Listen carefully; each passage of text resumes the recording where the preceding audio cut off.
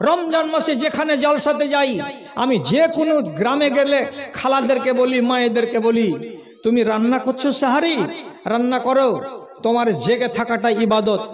তুমি যে 10 জন লোককে সাহারি খাওয়াবে, এটা তোমার জন্য ফজিলত। তুমি যে লকড়িটাকে চুলার ভেতরে ঢুকাবে, তো চুলার ভেতরে ঢুকিয়ে চুপচাপ চুলার কাছে বসে না থেকে তোমার যদি 3টা ছোট ছোট সূরা মুখস্থ থাকে, সূরা 3টাকে বলো।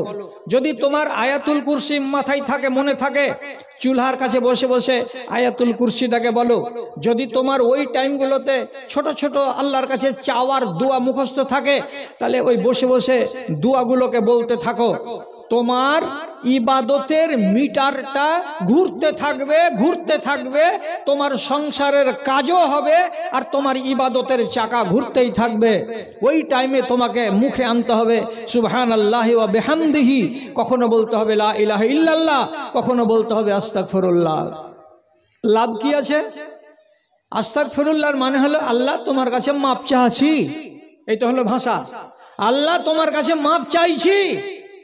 মানুষের কাছে মাপ চাইতে গেলে মানুষ 10 বার ঘুরিয়ে দিতে পারে, যা তোকে মাপ দিব না, যা তোকে মাপ দিব না, মানুষ দাঁত ঝাড়া দিয়ে পাঠাতে পারে। কিন্তু আল্লাহ রাব্বুল আলামিন তার চরিত্র হলো এইটাই যে তার বান্দা যদি তার সঙ্গে সুলহ করে, চুক্তি করে এবং তার কাছে এসে মাঝে মাঝে বলে আল্লাহ আমি তোমার কাছে মাপ চাইছি, তাহলে ওই বান্দা রব্বুল আলামিনের কাছ থেকে মাপ পাই। আপনারা কি শুনেননি কোনো আলেমের মুখ থেকে আল্লাহ পাকের নবীর আগের গুনাহ মাপ, পিছনের গুনাহ মাপ, তিনার একটাও কোনো গুনাহ ছিল না, অথচ নবী করিম সাল্লাল্লাহু আলাইহি সাল্লাম সারাটা দিনের ভেতরে 100 বার করে বলতেন আস্তাগফিরুল্লাহ। কতবার বললাম? 100 বার আস্তাগফিরুল্লাহ পড়তেন নবীজি। আল্লাহ আমাকে মাপ দাও, আল্লাহ আমাকে মাপ দাও। কি মাপ দিবে আল্লাহ তাআলা তাকে? তার তো গুনাহই নাই, কেন মাপ দিবে? কি মাপ দিবে? এটা তো আপনি প্রশ্ন করবেন। গুনাহ না থাকতে গেলেও আপনি যদি আস্তাগফিরুল্লাহ বলেন, তাহলে আপনার দরজা, আপনার স্তর আল্লাহ তাআলার কাছে উঁচু হবে। আপনি যে ক্যাটাগরির ইমানদার, আপনার ইমানটা আরো উপর ক্যাটাগরির ইমানদার হয়ে যাবেন আপনি। এই জন্য আপনাকে আস্তাগফিরুল্লাহ পড়তে বলছি। তাছাড়া একটা মিঠা কথা বলবো, আরে ফটা না এই ছেলেগুলোকে, ওরাকে দূরে যেতে বলো না এখান থেকে। আর একটা সুন্দর কথা বলবো, আল্লাহ তাআলা আপনাকে বিশাল বড় একটা জান্নাত দিবেন। সেই জান্নাত দাও, আমার হাতে দিয়ে দাও, আমি নিয়ে নিচ্ছি, আমি পরে দোয়া করে দেবো। আন্ধারু, ঠিক আছে, আমি এটা মনে রাখছি। আচ্ছা, ছোটগুলো এখানে দিয়ে দাও, ধরিয়ে দাও, আমি একটু পরে নিব।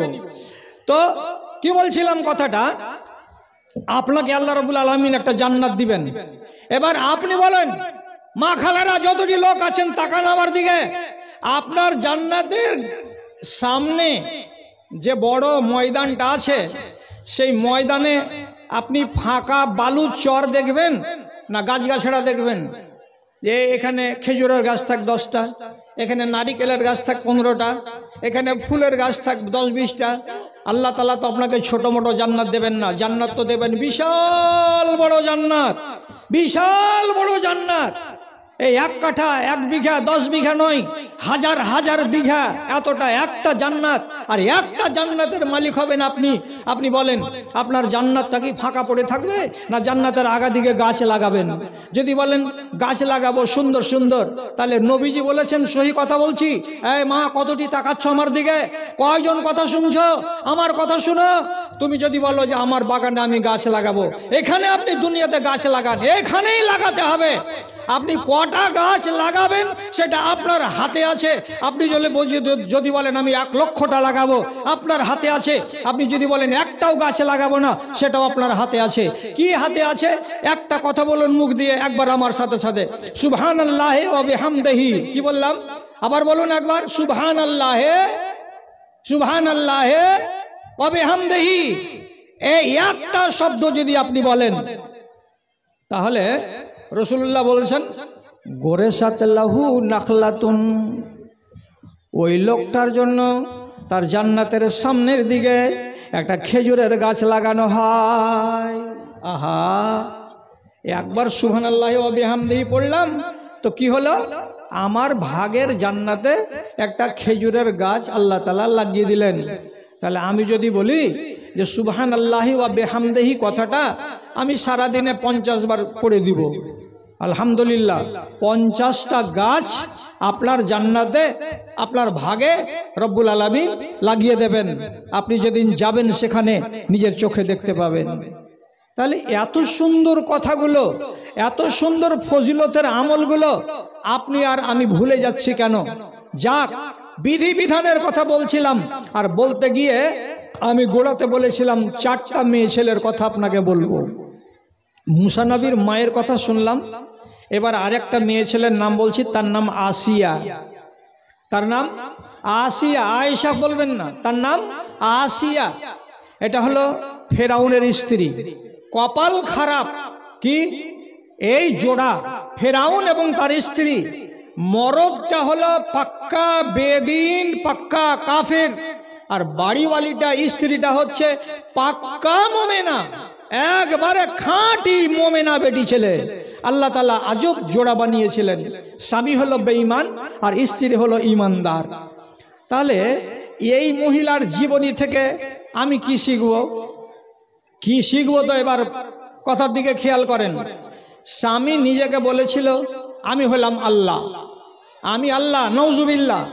তো মিশরের লোক ওকে আল্লাহ বলতো, আর ওর রাজ্যসভাতে ওর সামনে যতগুলো লোক ছিল চেলা চামচা, সবাই ফেরাউনকে আল্লাহ বলতো। তো নবী মুসার উপরে ঈমান এনেছিলেন আসিয়া, কিন্তু নবী মুসার উপরে ঈমান আনেনি ফেরাউন জাল্লাদ। এই জন্য স্ত্রীর সঙ্গে স্বামীর ঝগড়া লেগে গেল, বিবাদ লেগে গেল। দরবারের লোকেরা খবর দিল যে বাদশাহ নামদার, আপনি আমাদের রব, আপনার স্ত্রী যদি আপনাকে রব বলে না মানে, তাহলে আমরা পাবলিক মানুষ আপনাকে কেন রব বলে মানব? ফেরাউন বলল, কথা তো ঠিকই রে, আমার স্ত্রী আসিয়া আমাকে রব বলে মানে না। জি না, আপনাকে রব বলে মানে না। আরে এটা কি করে হয়? এইবার স্বয়ং নিজে ফেরাউন তার স্ত্রীকে জিজ্ঞেস করে বলল, এ আসিয়া, তুমি কি আমাকে রব বলে মানো না মানো না? আমাকে তুমি আল্লাহ বলে মানো না মানো না? তো ফেরাউনের স্ত্রী স্পষ্ট ভাষাতে বলল, আকাশের উপরে যিনি আছেন তিনি আমার রব, তোমার রব, তিনি আমাদের প্রতিপালক, তোমাকেও খেতে দেন আমাকেও খেতে দেন, তিনি আমাদের রব, তুমি আমার রব নও। তো ফেরাউন বলছে, এখনো টাইম আছে, তোমাকে ভাবতে সময় দিলাম, যদি উল্টা পাল্টা কথা বলো তো তোমার সুখ সব কেড়ে নিব। তোমাকে রানী বানিয়ে রেখেছি, তোমাকে রাজদরবার থেকে টেনে হিঁচড়ে বাইরে ধাক্কা দিয়ে ফেলে দেব, তোমার সম্মান মাটিতে মিলিয়ে দেব। তোমার এখনো চিন্তা করো, তুমি তোমার স্বামীকে রব বলে মানো, না হলে তোমার দুর্গতি আছে। আসিয়া বলেছিল, আপনি আমার স্বামী ছাড়া আর কিছুই নন, এতে আমার তকদিরে যা আছে তাই হবে। স্পষ্ট নির্ভরযোগ্য তাফসিরে লেখা আছে, ওর জল্লাদেরা নিজের স্বামীর আদেশে, অর্থাৎ ফেরাউনের আদেশে, এমন একজন সতী আর এমন একজন পবিত্র নারী, তাকে রাজদরবার থেকে বেইজ্জত করে হাত ধরে টেনে বের করে আনলো। আর নিয়ে আসার পর তাকে খালি মাঠে নিয়ে গিয়ে তার বুকের উপরে পাষাণ চাপালো, তার পেটের উপরে পাথর চাপালো, তার পায়ের উপরে পাথর চাপালো, একটা দুটা তিনটা চারটা করে একটা করে চাপাই, আর খালি বলে, বল ফেরাউন আমাদের সবারই আল্লাহ, তোর আল্লাহ কিনা বল। আসিয়া বলেছিল, না, ফেরাউন আমার স্বামী। আবার আরেকখানা পাথর চাপাই। আপনি বলেন একটা নারী কতটি আযাব সহ্য করতে পারবে, কতটি বোঝা নিজের উপরে সহ্য করতে পারবে? দুখানা পাথর চাপলো, বল ফেরাউনকে আল্লাহ না, ও আমার স্বামী, ও আমার আল্লাহ নয়। আর একটা চাপাও। এই করে চাপাতে চাপাতে চোখ মুখকে লাল করে দেয়, মনে হচ্ছে কলেজা ছিঁড়ে যাবে, প্রাণ বেরিয়ে যাবে মিনিটের ভেতরেই, আর সহ্য করতে পারবে না। তখন এই মহিলা জমিনে পড়ে পড়ে আসমানের দিকে মুখ আর আসমানের দিকে চোখ, আর বুকের উপরে আর পায়ের উপরে চারখানা পাঁচখানা বড় বড় পাথর চাপানো আছে, আর ডানে আর বামে এই সমস্ত বেঈমানেরা দাঁড়িয়ে আছে আযাবকে আরো বড় করার জন্য, বৃদ্ধি করার জন্য।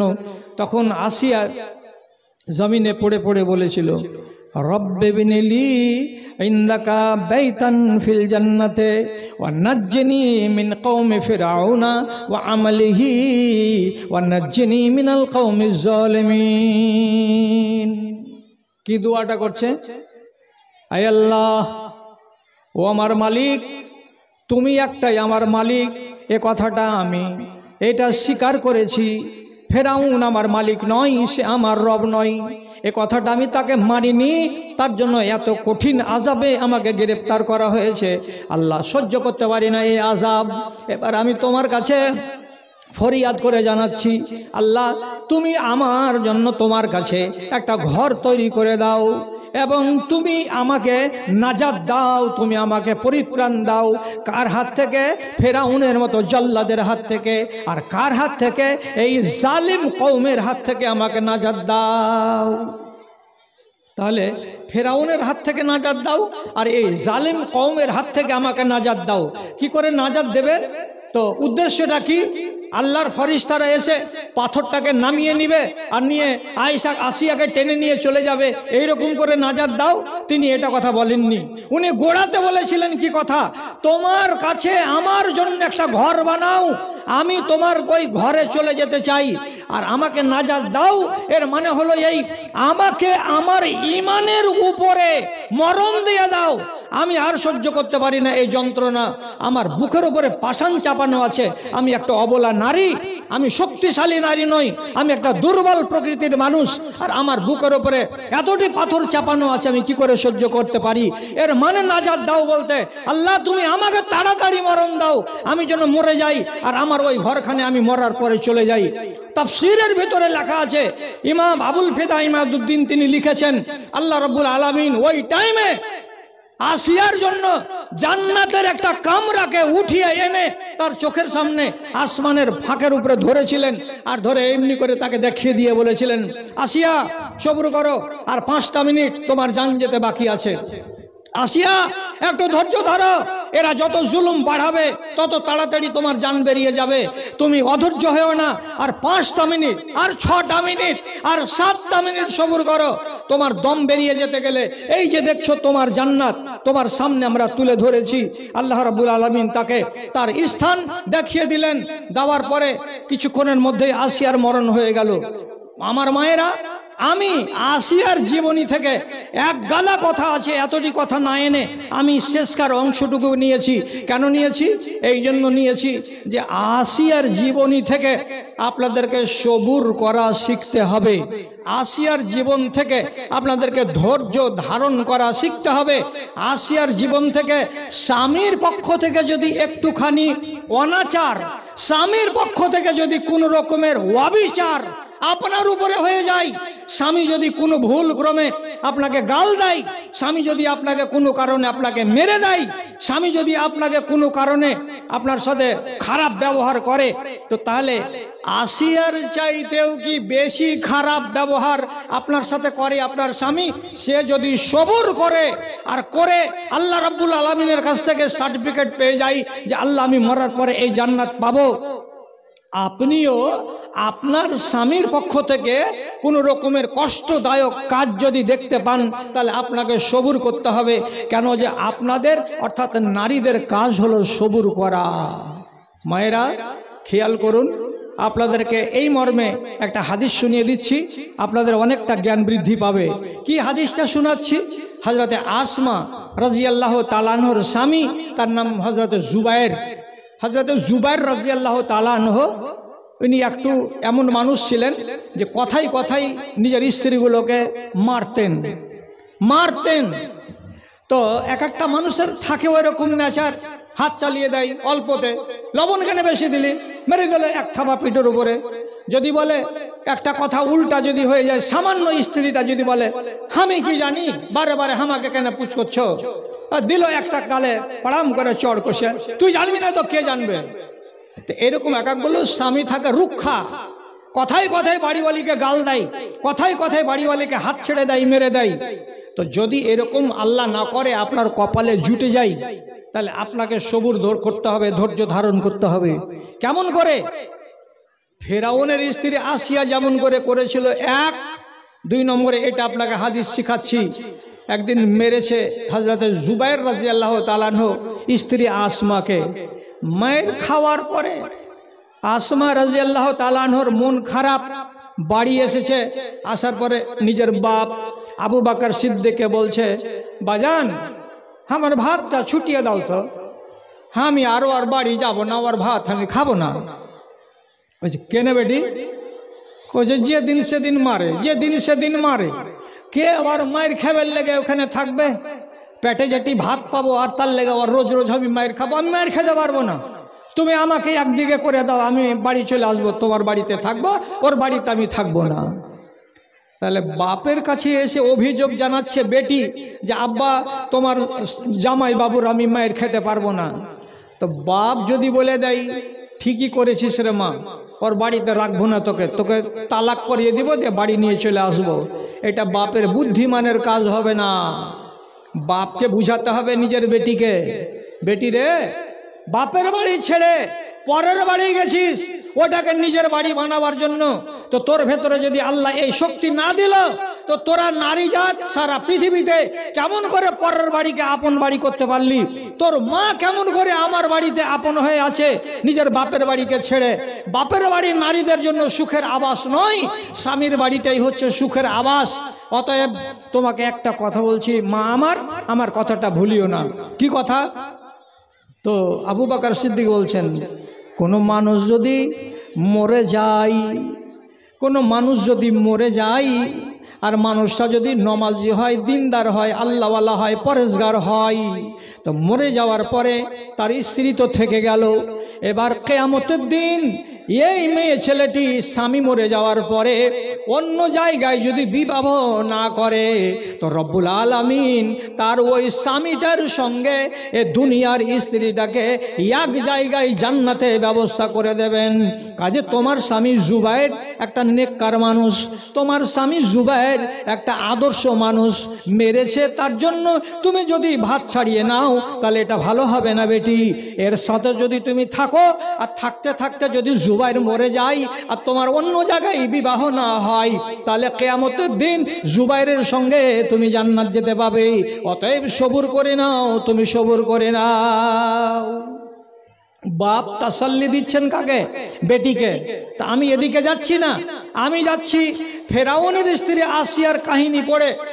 আপনারা কি শিক্ষা নেবেন? তা আমরা শিক্ষা নেব সবুরের, আমরা শিক্ষা নিব ধৈর্যের, আমরা শিক্ষা নিব যে ছোটখাটো মুসিবত যদি আমাদের উপরে পড়ে তাহলে সে মুসিবতগুলোকে আমরা আল্লাহর ওয়াস্তে বরদাস্ত করে নেব। যদি মুসিবতে আপনি ধৈর্য ধারণ করতে পারেন তাহলে আল্লাহ রাব্বুল আলামিন বলেছেন ইন্নাল্লাহা মা'আস সাবিরিন, যারা ধৈর্য ধারণকারী তাদের সাথে আল্লাহ রাব্বুল আলামিন আছেন। এবং সবুরকারী ধৈর্য ধারণকারীদের জন্য আলাদা একটা স্থান, আলাদা একটা মর্যাদা হাদিসে আছে এবং কোরআনে আছে। আমি ওদিকে আর যাচ্ছি না। আর একটা কথা আপনাকে, আর একটা মায়ের নাম বলছি, মেয়ের নাম বলছি, মহিলার নাম বলছি। এই মহিলার নাম হলো হাজেরা। এই মহিলার নাম হাজেরা, ইব্রাহিম নবীর স্ত্রী, ইব্রাহিম নবীর স্ত্রী, ইসমাইল নবীর মা। একে কেন আনলাম? একে আনলাম এই জন্য যে এইখান থেকে আপনাকে একটু কিছু জ্ঞান পেতে হবে। কি করে? তো কচি বয়সের বেটা ইসমাইল কোলে, ওই অবস্থাতে ইব্রাহিম আলাইহিস সালাতু ওয়াস সালাম ওই প্যালেস্টাইন থেকে নিজের বিবি বাচ্চাকে সাথে করে হাঁটতে হাঁটতে হাঁটতে হাঁটতে 1 মাসের রাস্তা অতিক্রম করে মক্কা, যেটা এখন বর্তমানে এই মক্কার কাছে এলেন। বিবিকে আর কোলের বাচ্চাটাকে রেখে দিয়ে হযরত ইব্রাহিম উল্টা পথে চলে যাচ্ছিলেন। যখন চলে যেতে লাগলেন তখন হাজেরা বলছে, আল্লাহ, এই লোকটা কে আছে এটা রে? ওদিকে যাও, জোরে হাঁটো না, ওদিকে হাঁটো না। শালা কোন ঢেঁটিটা রে? পুরুষটা এখানে কেন এসে এখানে চালাটা কেন কোন বলে চলেছে? মাখমান নাকি ওটা? মাখমান নাকি?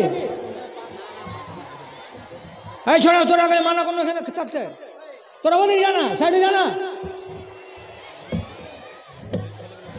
তো শুনেন, স্ত্রীকে এখানে রেখে দিয়া বাড়ি নাই, খেয়াল করেন, বাড়ি নাই, ঘর নাই, মানুষ নাই, জন নাই, ইন্দারা নাই, টিউবওয়েল নাই, এমন একটা নির্জন জায়গাতে স্ত্রীটাকে আর কোলের বাচ্চাকে রেখে দিয়ে আবার উত্তর দিকে হেঁটে চলে যাচ্ছে।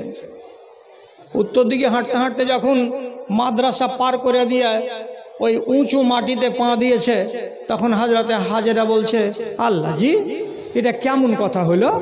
মরদটা আমাকে এখানে রেখে দিয়ে আর আমার বাচ্চাকে রেখে দিয়ে চলে যাচ্ছে, এটা তো বোঝা যায় না।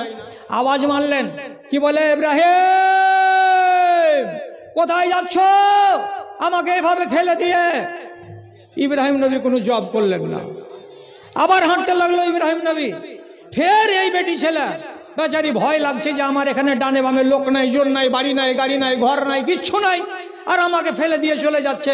আর একবার আওয়াজ দিল জোর করে, ইব্রাহিম কোথায় যাচ্ছ আমাকে ফেলে দিয়ে? নবী ইব্রাহিম কোনো জবাব দিলেন না। তিনবারের বার হাজেরা বলছে, একই কথা না বলে এবার নতুন কথা বলি। কি নতুন কথা বলি? তখন বলছে, আল্লাহ আমার আকা, ও স্বামী ইব্রাহিম, আমাকে এভাবে নির্জন জায়গাতে ফেলে দিয়ে যে চলে যাচ্ছ, আল্লাহ তোমাকে বলেছে নাকি এরকম করে ফেলে দিয়ে যেতে? আল্লাহ বলেছে নাকি? তখন ইব্রাহিম নবী ওইখান থেকে একদম উঁচু ভিটা থেকে আওয়াজ দিয়ে বলছে, হে বাড়িওয়ালি, আমাকে আল্লাহ তাআলা বলেছেন এইভাবে তোমাকে এখানে ফেলে দিয়ে চলে যেতে।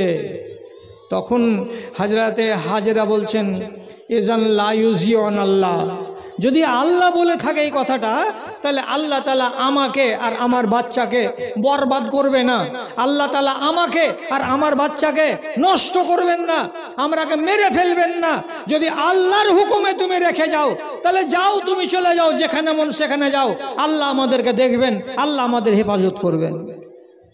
আপনি চিন্তা করেন তো, একটা মেয়ে ছেলের বুকে কত সাহস আছে যে আল্লাহ বলেছেন এ কথাটা শোনা মাত্রই চলে যাও তুমি। এখানে যে বাড়ি নাই, না থাকুক গা, এখানে যে পানি নাই, না থাকুক গা, এখানে যে কোনো লোকজন নাই, না থাকুক, আল্লাহ জানবে, আল্লাহ হুকুম করেছে তুমি রেখে দিয়ে চলে যাও, যা ব্যবস্থা হওয়ার আল্লাহ তাআলা ব্যবস্থা করবেন। দেখেন সবরের কি দাম, দেখেন ধৈর্যের কি দাম আল্লাহ রাব্বুল আলামিনের পক্ষ থেকে হলো। সবর করতে বলছি, আপনাকে শিখতে বলছি হাজেরার ঘটনা থেকে। কেন? পরের দিন সকাল 10টার সময় ব্যাগে যতটি খানা পানি ছিল সব শেষ, পানি নাই, পানি কোথায় পাবো? তখন হাজেরা ওইখান থেকে খাড়ো হয়ে দক্ষিণ দিকে তাকিয়ে দেখছে যে একটা ছোট পাহাড়, ওখানে যেয়ে দেখি কোনো লোকজন যদি পাই ডানে বামে, উঁচু জায়গা থেকে এমনি করে তাকাবো তো সাফা পাহাড়ের উপরে চড়লেন, আর চড়ার পরে ডানে বামে দেখলেন কিছু নাই। তখন বলছেন এদিকে একটা পাহাড় দেখা যাচ্ছে, ওখানে যেয়ে দেখি। তো ওইখানে যাওয়ার বেলা ঢালু পাহাড় থেকে নেমে আবার হাঁটতে হাঁটতে ওই পাহাড়ের উপরে গেলেন, ওখানে কিছু দেখা গেল না। একবার এ পাহাড়, একবার এ পাহাড়, একবার এ পাহাড়, একবার এই পাহাড়, কয় চক্কর দিলেন খালারা? এখানে হাজি মা আছে কেউ? এক একটা হাইজান আছে? যদি হাইজান থাকো তাহলে বলো সাফা মারুয়া পাহাড়ে কয়বার দৌড়ালছিল? কয়বার দৌড়াতে হয়? 7 বার। 7 বার। সাফা গেল, মারুয়া গেল, সাফা এলো, এই গেল, এই গেল, এই গেল, কয়বার? 7 বার। 7 বার দৌড়ার পরে তখন বলছে, আল্লাহ লোকজন পাইনু না, পানিও পাইনু না, তা আমার ছেলেটা কি মরে যাবে নাকি? রোদে ছেলেকে ফেলে রেখেছি বালুর উপরে, আমার ছেলেকে দেখি আমার ছেলের কি হালাত হলো। দৌড়ে আসছেন ইসমাইলের কাছে। ইসমাইল বালক, এখানটা সামান্য গামছার উপরে শুয়ে, পার দিকটা উদাম, বালুতে পা পড়ছে, আর ইসমাইল বালুগুলোকে পায়ের এড়ি দিয়ে দিয়ে দিয়ে দিয়ে দিয়ে দিয়ে সরিয়ে দিচ্ছেন। আর ওই জায়গাটাতেই হযরতে জিবরিল আলাইহিস সালাতু ওয়াস সালাম একবারে ইসমাইলের পায়ের গুল্লার জায়গাটাতেই তিনি নিজে ওইখান থেকে পানিকে বের করলেন। আর পানি বের হলো তো ঝর্ণার মতো হয়ে পানি বেরিয়ে গেল। এই পানি হাজরা পান করলেন, এই পানি বোতলে ভরে নিলেন, আর এই পানি থেকে ওই দেশের লোকেরা আস্তে আস্তে উপকৃত হতে লাগলো। এই পানিটার নাম জমজম। এই পানির নাম কি? জমজম। ওই যে ইন্দারাটা ফুটলো, সেই ইন্দারার পানি আপনারা সবাই হাজিদের বাড়ি যান হাজি দেখতে, আর যে কাপে করে 3 ঢোক পানি খেয়ে এসেছেন। কিসের পানি খেলাম? তো জমজমের পানি খেলাম। কার পায়ের তলাতে বেরিয়েছিল? ইসমাইল আলাইহিস সালামের পায়ের তলাতে বেরিয়েছিল। সাফা মারওয়া 7 বার করে দৌড়াতে হয়। কার জন্য দৌড়াতে হয়? এটা কার স্মৃতি? ওই হাজেরা বিবির স্মৃতি।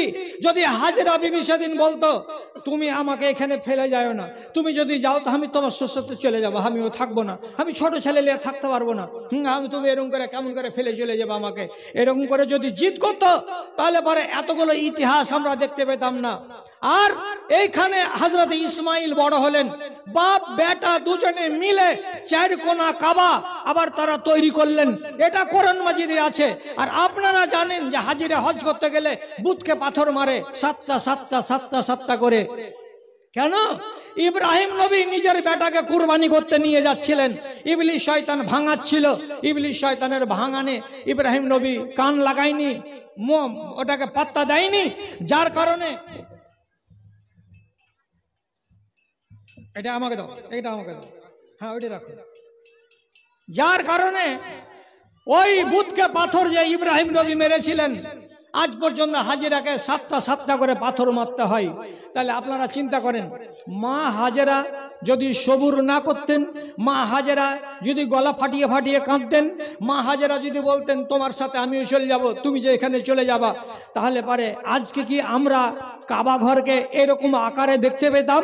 1 2 নম্বর কথা, আল্লাহ তাআলা যে জমজমের ইন্দারাকে চালু করলেন, সে জমজমের ইন্দারার পানি কি আমরা পান করতে পেতাম?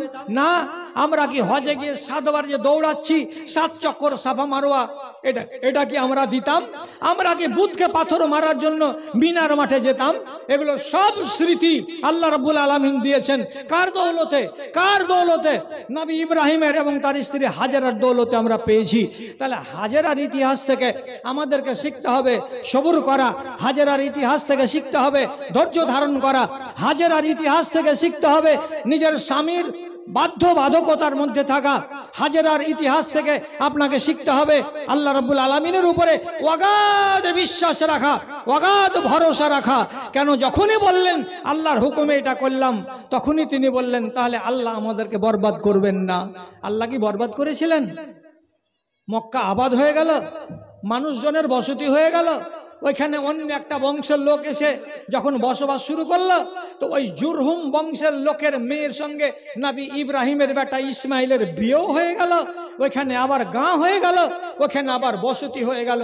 তাহলে কিসের ফল এইটা? সবটির ফল হলো এইটাই, স্বামীর কথার উপরে নিজেকে সম্মতি দেয়া, স্বামীর স্থির সিদ্ধান্তের বিরোধিতা বিবির না করা, এবং আল্লাহর ফয়সালার সামনে নিজের মাথাটাকে নত করে দেওয়া। এইগুলো শিক্ষা পেলাম কার কাছ থেকে? তো আমাদের আপনাদের মা হাজেরার জীবনী থেকে। আমার মায়েরা, আমার খালারা, আপনাদের সামনে বেশি ওয়াজ করব না। কেন?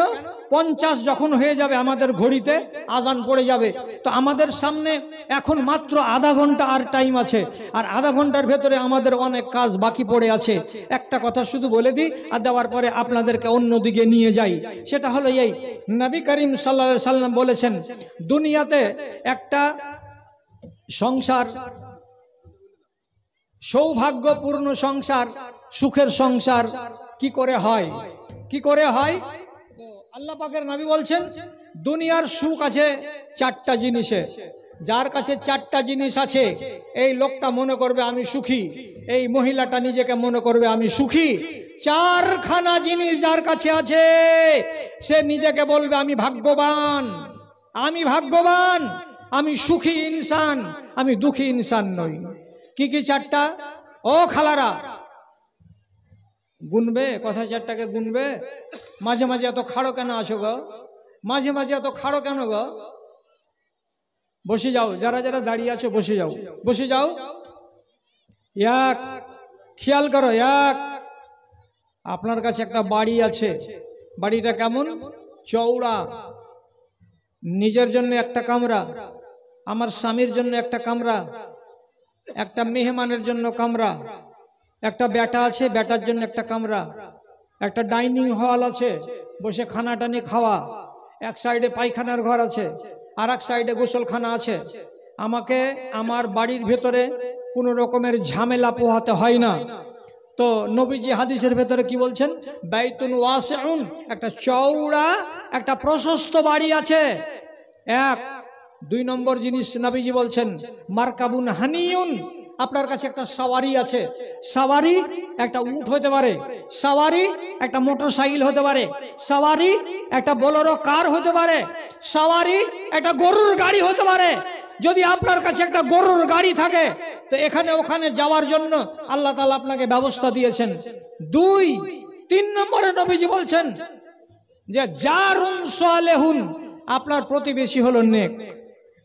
আপনার প্রতিবেশী আপনাকে জ্বালাই না, আপনার প্রতিবেশী আপনাকে পোড়াই না, আপনার প্রতিবেশী আপনাকে গাল দেয় না, আপনার প্রতিবেশীর সাথে আপনার ঝগড়া হয় না। 2 জনে আপনারা মিলেমিশে আছেন, মধুর সম্পর্ক আপনার প্রতিবেশীর সাথে। তাহলে 3 হয়ে গেল।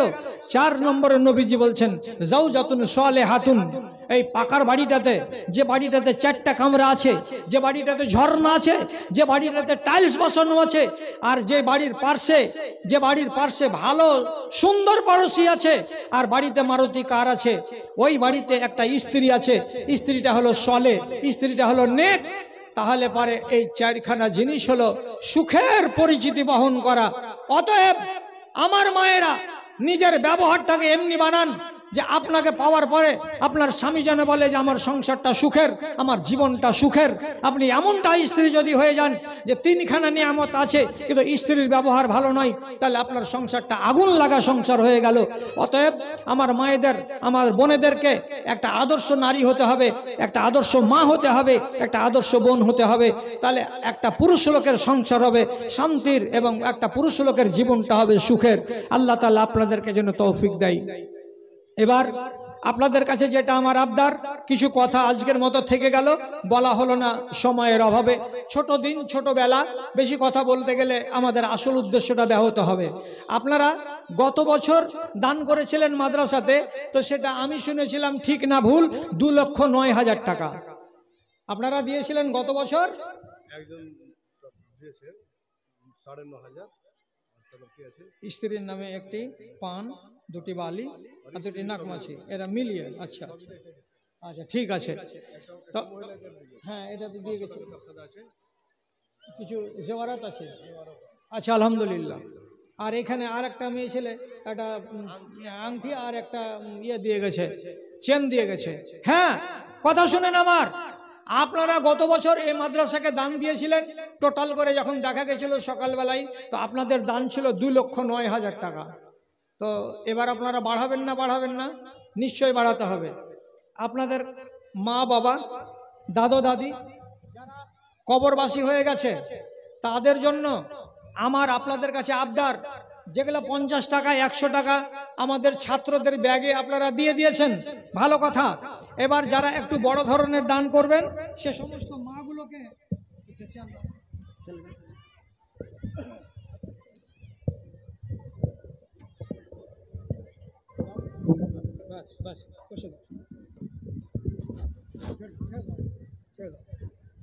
এবার আমি ওই মায়েদেরকে বলছি যে আপনারা একটু বড় দানগুলো আমার কাছে সরাসরি নিয়ে আসেন। আমি খানিকক্ষণ আগে পেয়েছিলাম এক খালা দিয়ে গেছে আমার হাতে 1500 টাকা, একদম নগদে দান 1500 টাকা দিয়েছেন। তো আমি চাইছি আমার মা খালারা আপনারা একটু বড় আকারের দানগুলো আমার হাতে দেন, এখানে নিয়ে আসুন। কারো মা, কারো বাপ, কারো দাদা, কারো দাদি, যার যা মারা গেছে, এই মাইয়াতদের জন্য সাদকা করা আর দোয়া করা, এই দুটো হচ্ছে সবচাইতে বড় ইবাদত এবং তাদের জন্য লাভদায়ক। এই দুটো হলো সব থেকে বড়। এরপরে যদি পানির ব্যবস্থা করে দিতে পারেন তো সেটাও বড়। তো আপনাদেরকে ডাকছি, আপনারা একটু বড় দানগুলো তাড়াতাড়ি করে নিয়ে আসেন। তোমার আদেশে দিন চলে যায়। আলহামদুলিল্লাহ। কে একজন খালা, এবার আমি নিয়ে নিব, তুমি একটু পাশে দাঁড়াও। কে একজন 1000 টাকা দান করেছেন, মাশাআল্লাহ, আলহামদুলিল্লাহ, জাযাকাল্লাহ। তোমার আদেশে দিন চলে যায়। বুড়া বাবজিটা ওখানে কেন গেল মানুষের ভিড়ের ভিতরে? কি করতে গেল জি? কাকে যে ঢুড়ে বেড়াইছে এই খেপাতুল্লাটা। তোমার আদেশে দিন চলে যায়, আনেন, দেরি করবেন না আপনারা। প্রত্যেকটা মাকে বলেছি গত বছর মাদ্রাসাকে দান করবার জন্য আপনাকে আগেই নিয়ত করতে হবে। আলহামদুলিল্লাহ, মাশাআল্লাহ, আমার দিদিমণি একসাথে অনেকটি টাকা দান করেছে। আল্লাহ 1 2 3 4 5 6 মাশাআল্লাহ, আলহামদুলিল্লাহ 3000 টাকা দান। এ দান মঞ্জুর করো পাক সুবহান। ওহে আল্লাহ দয়াময়, দয়া যে করিবে দানকারী দানকে তুমি কবুল করিবে, আমিন আমিন। আর একটা খালা যেন এখানে আসিয়া এখানে চেন দান করে গেছে, আল্লাহ তার দানকে তুমি কবুল করে নাও। যে আশায় দিয়েছে আল্লাহ তার আশাকে পূরণ করো, আমিন আমিন বেরহমত আর আমার রাহিমিন। স্বামীর নামে আমার বুবু জান এখানে 500 টাকা, আল্লাহ তুমি তার প্রতি অসখা। আল্লাহুম্মা আইয়িদহু বিল ইলমি ওয়াল হিলমি ওয়া যায়্যিনহু বিল ঈমানি ওয়াত তাকওয়া। আলহামদুলিল্লাহ, আমার দিদি এখানে এসে একটা চেন দান করে দিয়েছে, চাঁদের চেন, মাশাআল্লাহ, আলহামদুলিল্লাহ, জাযাকাল্লাহ। আর একজন দিয়েছে 500 টাকা, আল্লাহ তুমি তার প্রতি অসখা। আর একজন দিয়েছে 1200 টাকা দান, আর একজন দিল 500 টাকা দান। এ দান মঞ্জুর করো পাক সুবহান। ওহে আল্লাহ দয়াময় মেহের করিবে দানকারী দানকে তুমি কবুল গ্রহণ করিবে, আমিন আমিন। কিসের নেশায় ছুটে চলে বায়ু। আলহামদুলিল্লাহ, আমার বুবু জান এখানে এসে 120 টাকা এবং একটা চাঁদির আংটি করে গেল, দান কবুল করো তুমি পাক সুবহান। আর একজন 500 টাকা, আল্লাহ তুমি তার প্রতি অসখা, তারে দেখা সত্য পথের রেখা, আমিন। 150টা আংটি হবে, 150টা আংটি দিয়ে যেতে হবে মা খালারাকে। আচ্ছা, কয়েকটা মাশাআল্লাহ আলহামদুলিল্লাহ বালা দান করেছে, আলহামদুলিল্লাহ রব্বে কারীম তোমার বান্দিরা যে আশায় দান করেছে আল্লাহ তার আশাকে পূরণ করো, তার হালালকে সুখে রাখো, শান্তিতে রাখো, আমিন আমিন। আর একজন দিদিমণি এখানে আসিয়া 1000 টাকা দান দিল তোমারও লাগিয়া। ওহে আল্লাহ দয়াময় মেহের করিবে দানকারী দানকে তুমি কবুল করিবে, আমিন আমিন। আর একজন দিয়েছে 200 টাকা, আলহামদুলিল্লাহ। আর একজন বুবু জান এখানে 500 টাকা দিল, ইহকাল পরকাল পরকমল, আমিন। আল্লাহুম্মা গফির লাহুম ওয়ারহামহুম ওয়াফিহিম ওয়াফুন ওয়াকরিম নুজুলাহুম, আমিন আমিন। আর একজন ছোট বাচ্চা ছেলে 500 টাকা, আর একজন আমার বুবু জান এখানে 500 টাকা দান কবুল করো পাক সুবহান মিটামুন আরমান, আমিন। আর একজন 100 টাকা, আর একজন আমার দিদিমণি দিয়েছে 250 টাকা, আলহামদুলিল্লাহ, মাশাআল্লাহ, জাযাকাল্লাহ। আর একজন 100 টাকা দান, আর একজন 1000 টাকা দান করেছে, পরওয়ারদিগার দানগুলোকে কবুল করে নাও। আর একজন ছোট ছেলে 500 টাকা, আলহামদুলিল্লাহ। আচ্ছা, আলহামদুলিল্লাহ, আর কপাল ভালো আছে রব্বে কারীম, তোমার বান্দির দোয়াটাকে কবুল করো, আমাদের দোয়াকে কবুল করো, আমিন আমিন। যে আশায় দান করেছে আশাকে কবুল করে পূর্ণ করে দাও, আমিন, আলহামদুলিল্লাহ। আরেকজন 200 টাকা, আরেকজন ছোট্ট এক ছেলে একটা আংটি দান করেছে, 2000 টাকা দান করেছে কোন একটা মায়ে, আলহামদুলিল্লাহ, মাশাআল্লাহ, জাযাকাল্লাহ। রব্বে কারীম যে আশায় দান করেছে তারা আশাকে পূরণ করো, তারা হালালকে সুখে রাখো, শান্তিতে রাখো, আলহামদুলিল্লাহ। 4টা আংটি হলো, খালারা আংটি লাগবে, সুন্নতি দান, রসুলের যুগের যেটা দান সেটা কার পড়ে গেছে। আচ্ছা, এটাকে আমি ব্যবস্থা করে দিচ্ছি এক্ষুনি, থামো, এটা দানটি নিয়ে এলি, আলহামদুলিল্লাহ। একটা মেয়ে ছেলে এখানে 50 টাকা এবং একটা চাঁদির আংটি দান কবুল করো পাক সুবহান। আর একজন 100 টাকা, আলহামদুলিল্লাহ। একজন ছোট ছেলে 100 টাকা দান করেছে, আল্লাহুম্মা সাল্লি আলাইহি আল্লাহুম্মা বারিক আলাইহি। আর একজন 100 টাকা, আর একজন 100 টাকা, আলহামদুলিল্লাহ। আমার বুবু জান দিয়েছে 500 টাকা, দান কবুল করো পাক সুবহান। ওহে আল্লাহ দয়াময় মেহের করিবে, মাশাআল্লাহ। আমার খালাজি একটা কানের ইয়াররিং দিয়ে দিয়েছে সোনার, আলহামদুলিল্লাহ, মাশাআল্লাহ, জাযাকাল্লাহ। পরদিগার তোমার বান্দি যে আশাতে দান করেছে আল্লাহ তার দানকে তুমি কবুল করে নাও। আর একজন 200 টাকা, আলহামদুলিল্লাহ। আর একজন 500 টাকা দান কবুল করো পাক সুবহান। ওহি আল্লাহ দয়াময় মেহের করিবে দানকারী দানকে তুমি কবুল করিবে, আমিন। আর একজন 100 টাকা, আলহামদুলিল্লাহ, মাশাআল্লাহ। আমার এক খালা এখানে এসে 2টো কানের ইয়াররিং সোনার দান করে দিয়েছে, রব্বে কারীম এত আল্লাহ রাব্বুল আলামিন তোমার মাদ্রাসাকে ভালোবাসে, সোনার ইয়াররিং দান করেছেন, আলহামদুলিল্লাহ। বাটনার একজন ছাত্র 1000 টাকা দান কবুল করে পাক সুবহান। আর একজন 50 টাকা, আর একজন 200 টাকা, আর একজন 50 টাকা দান কবুল করে পাক সুবহান। আর একজন 500 টাকা, আল্লাহ তার দানকে তুমি কবুল করে নাও। আর একজন একটা চাঁদির আংটি দান করেছে, আল্লাহ তার দানকে কবুল করো, আমিন আমিন। আর একজন আমার বুবু জান এখানে আসিয়া 600-700 টাকা দিল তোমারও লাগিয়া। আর একজন 100 টাকা, আলহামদুলিল্লাহ। আর একটা চাঁদির আংটি দান কবুল করো পাক সুবহান। আর একজন 100 টাকা, আলহামদুলিল্লাহ। আর একটা চেন দান করেছে, রব্বে কারীম তোমার নবীর যুগের দানকে স্মরণ করিয়ে দিয়েছে আল্লাহ।